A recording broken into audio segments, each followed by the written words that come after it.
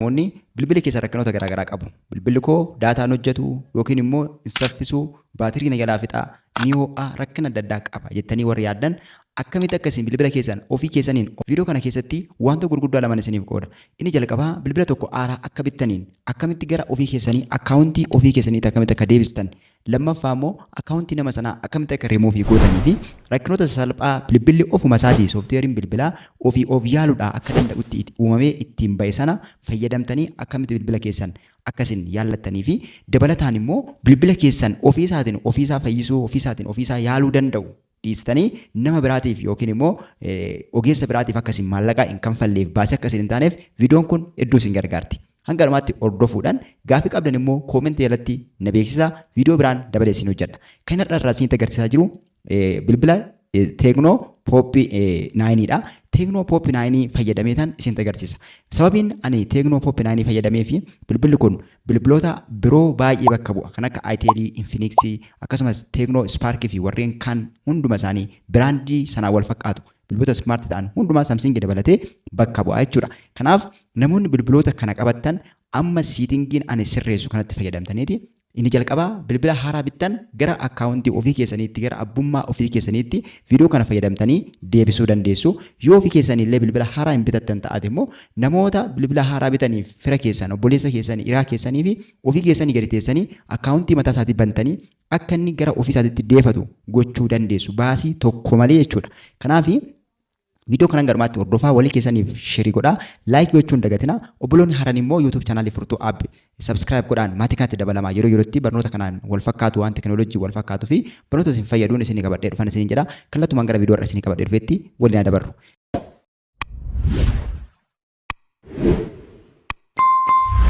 Jalqabatti waan tokko isinitti agarsiisa. Amma imeelii namni tokko bilbila tokko gaafa gurguratu yookiin bilbila USD namarraa binnu gaafa namni sun bilbila sana gurguratu maqaan nama sanaa imeeliin nama sanaa keessa jira. Bilbilli sun bilbila rakkoo qabu ta'ee bilbila akkamii akka ta'e waan beeknu takka illee hin qabnu. Nuti wanti nuti gochuu qabnu isteepii jalqabaa akkaawuntii nama sanaa guutummaatti rimuuvii keessaa gochuu qabna. Akkaawuntii nama sanaa wajjin baannee deemna taanaan balaa guddaa qaba. Rakkina hedduuf nu saaxiluu danda'a. Maaliif akkaawuntiin gaafa banamu akkaawuntiin nama sanaa maqaa nama sanaa guutuu qaba. Fakkeenyaaf bilbila kana keessa seeneen isinitti agarsiisa. Bilbilli kun bilbila nama biraati. Nama biraatiif akkaawuntii kana nama sanaa deebisuu barbaade yookiin immoo nama bilbila kana bitateef abbaa bilbila kana bitateef guutummaa isaa deebisuu barbaade waan harkaa fuudhifan viidiyoo sarraatti isiniif hojjedhe. Isin immoo viidiyoo kana ilaaltanii obboloota keessanii namoota birootiif sirreessuu dandeessu jedhee waan yaadefanii gara iimeelii keessa gaafa seennu amma iimeel akkaawuntii ofirraa qaba. Iimeel akkaawuntii ofirraa qaba. Bilbilli kun otoo qaamni biraa nurkatti arge taate salphaatti bilbila kana dhabuu dandeenya. Maaliif maqaa nama sanaatu irra jira. Kun akkuma argitan maqaan nama sanaa as jira. Maqaan nama sanaa as jira. Iimeelii Google akkaawuntii isaa irratti banatee jira. Kana keessaa rimuuvii gochuu qabna. Bilbila tokko namarraa gaafa fuunu akkaawuntii kana keessaa rimuuvii gochuu qabna. Akkamitti keessaa rimuuvii goonaa jettu taanaan immoo amma isinitti agarsiisa. Keessaa rimuuvii gochuuf inni jalqabaa kana qofa miti. Yeroo baay'ee nama harkaa gaafa bilbila fuudhanii jalqaba irratti iimeelii keessa seenaniiti ilaalu. Iimeelii keessa gaafa ilaalan maqaa nama sanaatiin jedhatanaan dhugumayyuu iimeeliin bilbilli sun kan nama sanaa miti jedhameeti beekama jechuudha. Maaliif abbaa bilbilichaatu akkaawuntii mataa isaatii maqaa isaatiin banata waan ta'eef. Kana jechuun akkaawuntiiwwan garaagaraa jiraachuu danda'a. Akkaawuntiiwwan biroo 2-3 qabaachuu dandeessu bilbila keessaati.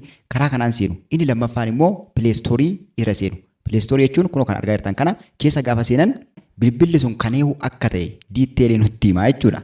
Maaliif nama itti fayyadameetu akkaawuntii isaa irratti banati. Fakkeenyaaf irra kilikii gaafa goonu amma akka kanatti qaba. Amma bakka appilikeeshinii buufatanidha. Gubbaa kana iddoo piroofaayilii kanatti kilikii gaafa gootan maqaa nama sanaa fida. Kunoo maqaan abbaa bilbilichaa kunoo kan argaa jirtan kanaadha. Kan as jiru kanaadha jechuudha. Kanaaf bilbilichi kan nama kanaati jechuudha. Kanaaf amma akkamitti kana keessaa akkasii rimuuvii gootanii fi jalqaba irratti kana keessaa rimuuvii gootanii kan ofii keessanii immoo akkamitti akkasitti banatanan isinitti agarsiisa. Kana qofa osoo hin taane immoo bilbiloonni keessan appilikeeshinii isin hojjechuu yoo dide ofiisaa yoo baatirii isin jalaa yoo fixe daataa isin jalaa fixe bifa salphaa isinitti sirreeffatan isinitti agarsiisa. Akkasumas waayifaa konneekti gochuu yoo isin dide waayifaa isin dalaguu yoo dide waan kanaan wal qabatu guutummaa isaa viidiyoon kana qofaa dhaggeeffachuudhaan furmaata isaa guutuu argituun isin jedha. Kallattumaan gara viidiyootti waliin dabarru. Isteeppiin jalqabaa gara iimeelii seennu yookiin immoo gara Gmail kan jedhu kana jechuudha. Appilikeeshinii Gmail jedhu kana appilikeeshinii Gmail yookiin immoo iimeelii jedhu kana irra kilikii goona. M kan qabu kana kun jechuudha kan argaa jirtan kana irra kilikii gooneti gara keessaa seena. Akkaawuntii nama sanaa keessaa baasuuf jechuudha. Bilbila kan koo godhadhe bitadheera akkaawuntii isaa keessaa baasuun qaba. Kanaaf erga seentaniin booda wantoota adda addaa isinii fiduu danda'a. Jechuun barreeffamoota adda addaa miseejiiwwan inni duraan fayyadame isinii fiduu danda'a jechuudha. Fiduu danda'a fiduu dhiisuu danda'a jechuudha. Inni rakkoota kan qabu. Garuu wanti isin gochuu qabdanii jalqaba erga gara keessaa kanatti seentanii iddoo sarara sadii tuqaa sadii bakka kanaa dhuftanii asitti kilikii gootu jechuudha. Bakka sarara sadii kanatti kilikii gootanii asii ol harkifattanii jala kana dhuftu bakka siiting jedhu kana dhuftu. Bakka siiting irratti kilikii gootanii gara keessaa seentu. Gaaf gara keessaa seentan iimeelichi kunuunsa kana bilbilichi kan nama kanaa ta'uu danda'a ta'uu dhiisuu danda'a. Ani garuu bilbila gara ofii kootti deebisuuf kana keessaa rimuuf gochuun dirqama jechuudha. Kanaaf maal goona sarara tuttuqaa sadii as jirtu kanatti kilikii goona. Sarara tuttuqaa sadii as jirtu kilikii gooneeti manaaj akkaawuntii kan jettu kanatti kilikii goona. Manaaj akkaawuntii irra kilikii goonee gara keessaa seenna. Gaaf gara keessaa seennu iimeelii akkanatti isinii fida. Iimeelii nama sin duraatti fayyadamaa ture akkatti isinii fida irratti kilikii gootu. Yoo bilbilichi paatarnii yookiin paaswaardii qabaate paaswaardii isin gaafata yookiin immoo ashaaraa gaafachuu danda'a. Isa itti galchitaniiti gara fuula kanaatti dabartu. Erga kanaan booda akka kanatti dhufee remove akkaawuntii isiniin jedha. Akkaawuntii keessaa balleessi akkaawuntii kana remove gochuu barbaaddaadha. Kanaaf nuti maal goona remove akkaawuntii iddootti kanatti kilikii gooneeti remove keessaa goona jechuudha. Asitti remove gaafa asirratti kilikii goone guutummaatti remove ta'a. Gaafa asirratti kilikii goonu fuula kam nuu fida remove account jedhee idda kanatti irra deebi'ee nu gaafata. Irra deebi'ee nu gaafata jechuudha. Maal jedhaa yoo kana keessaa remove goote miseejiiwwan hamma asirratti galan kamillee ni baduu bilbila kana keessaa abbummaan bilbila kanaa ni jijjiirama jechuu barbaadeeti jechuudha. Kanaaf remove account iddoo itti kanatti kilikii goona.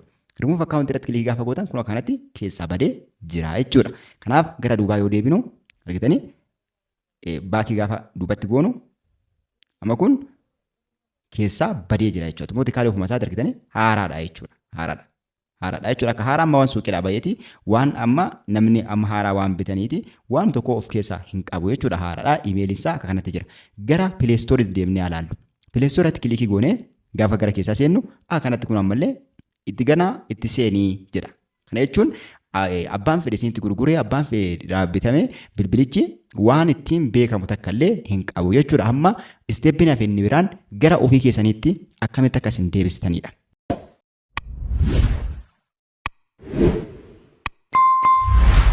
Amma immoo akkamitti akkaawuntii ofii keessanii kireetii akka godhattani. Fakkeenya bilbila kana haaraadha jenneerra keessumaa appilikeeshinii adda addaa of keessaa hin qabu, eksendarii hin qabu, feesbuukii hin qabu, tiiktookii hin qabu, telegiraamii hin qabu, wantoota barbaachisoo ta'an appilikeeshinii waayyuu hin qabu jechuudha. Appilikeeshinii bilbilli qabatee dhufu yoo ta'e malee. Kanaaf amma appilikeeshinii adda addaa buufachuudhaaf wanta barbaachisu hundumaa gara kootti deebisuudhaaf bilbila kana jalqaba irratti akkaawuntii ofii kiyyaa irratti banachuu qaba.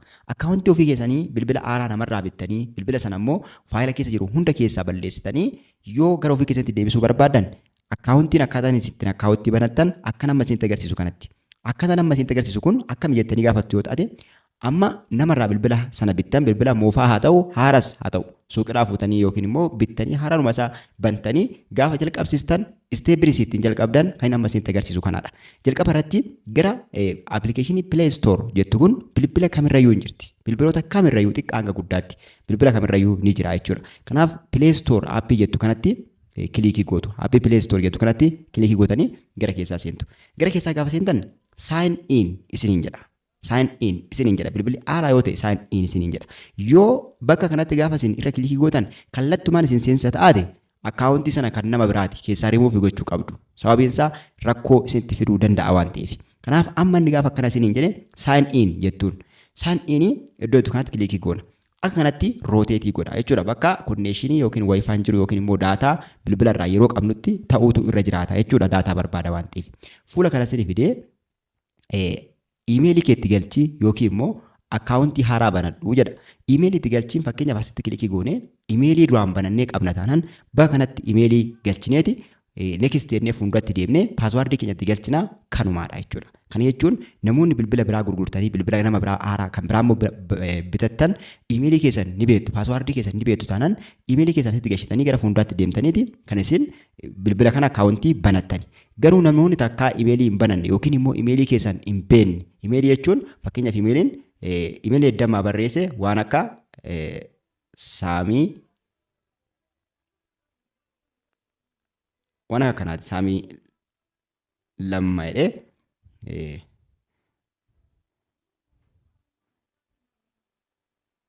foon jedhee waan akka @gmail.com kan jedhudha. Imeelii jechuun namoota hin beeknetan agarsiisaa jira. Namoonni beektan ifama naaf kacha yeroo keessan gubuuf miti jechuudha. Namoonni hin beekne waan jiraniif jechuun yeroo yerootti dhufanii waan kana nagaafatu yeroo yerootti namoota sirreessa kana argee tanan ofii koo waanan qabatamaan beekuufan kana barsiisaa jiruufi malee yeroo gubuuf miti. Imeelii jechuun waan akka kanaati. Lakkoofsa ta'uu danda'a maqaa keessan waan akka kanaa jechuudha. Biraa hambisuu gonkumaa hin qabdan. @gmail.comin dhaabbataadha ni jira asirraa kaasee jechuudha. Ishiin kun @gmail.com jettu kun dhaabbataadha. Kan sanaa asiiti kan isin qabattanii kana beektu taanaan paaswaardiin beektu taanaan as tuxxanii next jettaniiniti sirreeffattu. Amma garuu namoota iimeelii kanas hin qabneef namoota iimeelii kanas hin qabdan yoo ta'ate wanti isin gochuu qabdanii iddoo create account jedhu kanatti kilikii gootu. Baay'ee salphaadha. Iddoo create jedhu kana kilikii gootaniiti akkatti wantoota sadan kana isinii fida. For my personal use, for my child, for work or my business jedhee jira jechuudha.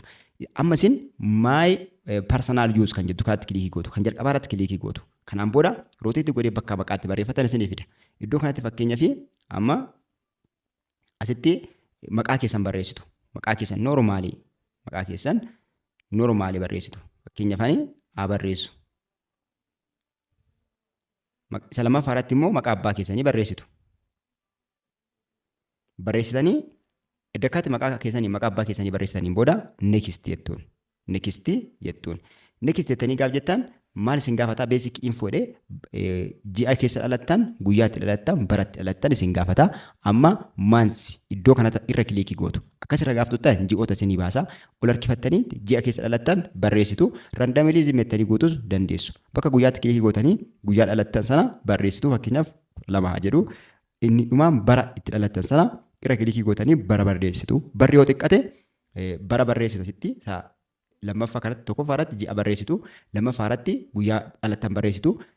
Sadaffaa irratti bara barreessitu. Barri yoo xiqqaate waggaa 18 ol ta'utu irra jiraata. Waggaa 18 ol 20 ol gochuu qabdu jechuudha. 2000 jedhe fakkeenyaaf 2025 waan ta'eef waggaa 25 ta'a jechuudha.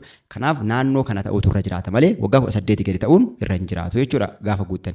Isa lammaffaa itti aanee jiru kana iddoo gender jedhu kan kilikii gootaniiti immoo shamarran yoo ta'e female jettu, dhiira yoo ta'e immoo male jettaniiti keessa dabartu jechuudha. Fakkeenyaaf amma dhiira waan ta'eef male irratti kilikii godhaa male jedhee jira yoo genderiidha. Kanaan booda dhufnee iddoo next itti kilikii goonee ammallee gara fuulduraatti deemnee next goonaa jechuudha.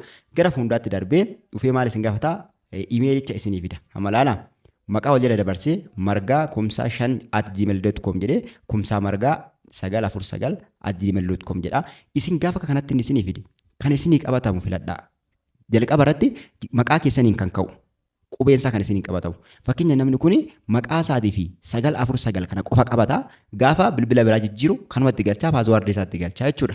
Kanaaf isa lammaffaa irratti isa lammaffaan filadhe jechuudha. Inni kun maqaa abbaaf maqaa nama sanaatu wal jala darbee jira waan ta'eef jechuudha. Kanaan booda edda isa kana filanneen booda next jennaa yoo barbaanne asittis barreessuu dandeenya.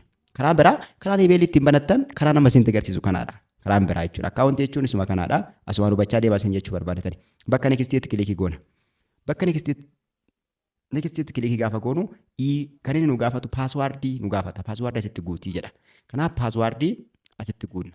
Fakkeenyaaf paaswaardii isinumatti agarsiisuudhaaf haa guutuu garuu paaswaardii hin daganne guutuu qabdu isin jechuudha. Amma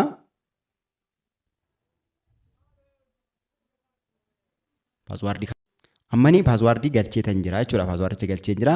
Paaswaardicha edda galchetaniin booda gara fuulduraatti next kan jettu kanatti kilikii goona. Next itti kilikii gaafa goonu paaswaardichas fudhateera akka kanatti fidaa jechuudha. Gitanii imeelii akka kanatti fidee jira jechuudha. Amma imeelii itti banee kanaan booda ammallee gara fuulduraatti deemna. Yoo barbaachisaa ta'e ishii kana sammuutti qabachuu yaala yookiin immoo iskiriinshuutii godhachuu dandeessu. Kanaaf next jenneen gara fuulduraatti deemna. Next gaafa isin jettan akkaataa permishinii isii fidaa ol harkeessitanii iddoo agrii jettu kanatti kilikii gootanii agrii jettuuni.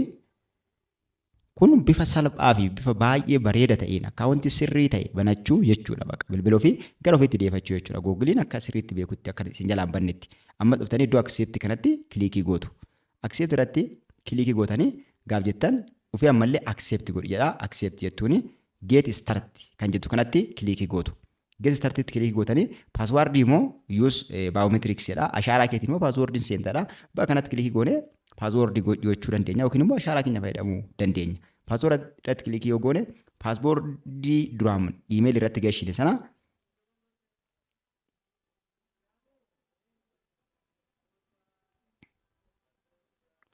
akka kanatti gaafa inni bakka paaswoordii fidee gubbaa ishee kan jiru iimeeliidha. Alaammas kan jiru iimeeliidha.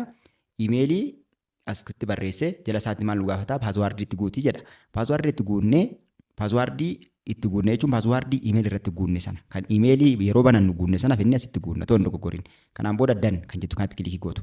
Gaafa isin kilikii gootan akka kanatti not now I am in waan jedhu isinii fida. Iddoo I am in jettu kanatti kilikii taasistu. Asitti kilikii gootu. Kanaan booda amma seenee jira jechuudha. Argitanii guutummaatti jijjiiramee jira. Kan duraa iddoo kana dura saamii jechaa ture amma maqaa nama biraatti geeddarame kan abbaa bilbila kana hamma qabataa jiruuti. Ilaala eksendariin as jira, telegiraamiin as jira, iimoon as jira, tiiktookiin as jira. Wanti hunduu appilikeeshinii barbaachisu hunduu as jira jechuudha. Kana booda irra xunnee buufachuu qofaadha jechuudha. Irra xunnee buufachuu qofaadha. Kanaan booda yoo barbaanne telegiraamii yoo eksendarii barbaanne eksendarii kilikii goona. Kanaan booda iddoo install jedhu kanatti kilikii gooneeti install taasisna. Yookiin immoo jala kana dhuftu. Jala kana bakka search jettu kanatti kilikii gootu. Searchitti kilikii gootanii iddoo kana dhuftanii TikTok yoo barbaadan TikTok jettanii barreessitu. TikTok jettanii barreessitu. Kun TikTokii isinii fida. TikTokii kana osoo hin taane kan biraa barbaadda yoo ta'ate immoo akkana gadi dhuftanii TikTok laayitiin jira. Warreen kaan tokkoon isaa barbaadanii qarqara ishii jala isaa kana iddoo install jedhu kanatti kilikii gootanii install godhachuu qofaadha jechuudha. Kun hedduu isin fayyada.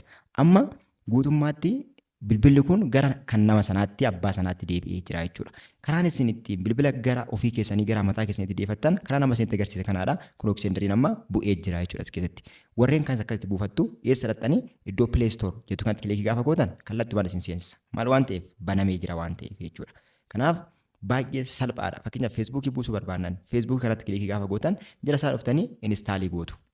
Daqiiqaayyuun turu kanuma ofiisaa isinii buusa. Namarraa dabarfachuu maal wanta akkasii gonkumaa hin barbaachisu jechuudha. Argitanii buusee jira. Kanaan booda dhuftanii as jira jechuudha Feesbuukiin. Kunoo as jira. Warreen kaanis kanumaadha jechuudha. Warreen kaanis kanuma appilikeeshiniiwwan warreen kaanis akka kanatti buustu.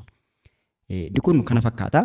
Inni biraa itti isiniif dabaluu barbaade bilbila keessan rakkinoota garaagaraa bilbila keessan gaafa qoratu akkamitti akka isin sirreessitanidha. Yoo daataa hojjechuu dide, yoo isiniif isin jalaa hoo'e, yoo immoo bilbilichi appilikeeshiniin garaagaraa yoo isin hojjechuu didan isteeppiin isin ittiin bilbila keessan amma riiseet gochuu yookiin immoo guutummaatti bilbila keessan abdeetii gochuu irra geessanitti wanta isin fayyadamuu qabdan kamii waan jedhuun isin agarsiisuu yaade. Amma garuu viidiyoon kun daqiiqaan isaa hedduu waan ol ka'eef viidiyoo biraatinan isiniif hojjedha. Viidiyicha walitti fufee waraabeera amma dhumarra viidiyoo kana adda adda bakka lamatti kutee isinii maxxansa. Erga isa kana ilaaltanii xumurtaniin booda viidiyoo waa'ee siitingii bilbila keessanii sirreessuudhaan bilbila keessan akkamitti akka fayyaa taasifattan jedhu ilaalaan isiniin jedha. Kana asumattan goolabaa viidiyoo kanatti aanseen isinii maxxansa paartii 2dhaan isinii fidee dhufa jechuudha. Akkataatti siitingii bilbila keessanii qofaa fayyadamuudhaan bilbila keessan akka inni daataa hin fixne, akka inni hin hoo'ine, akka inni Wi-Fi konneektii isin jalaa gochuu didee isin rakkisnee fi wantoota bilbila keessanii furmaata ta'an sistemaatikaalii sooftiweerii fayyadamtanii akkaataa isinitti sirreessitan viidiyoo biraa isinii fidee dhufa. Nagaan naa tura laayikii akkasumas koomentii gochuudhaan yaada keessan naaf qoodan isiniin jedha. Yeroo gaarii viidiyoo biraatiin wal agarra. Nagaatti.